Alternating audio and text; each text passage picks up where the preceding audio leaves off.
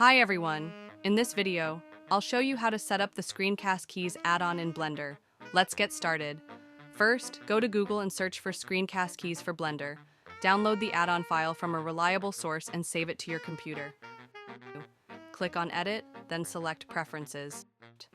On the right side, you'll see an Install button. Click it. Now, locate the add-on file you just downloaded, select it, and click Install Add-on.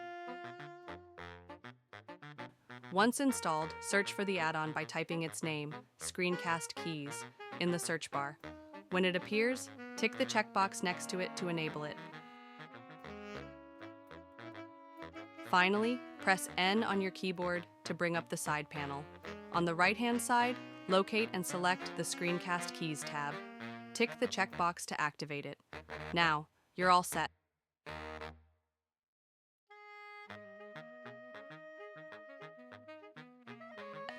Thank you for watching. If you found this tutorial helpful, please subscribe to my channel for more Blender tips and tutorials. See you next time.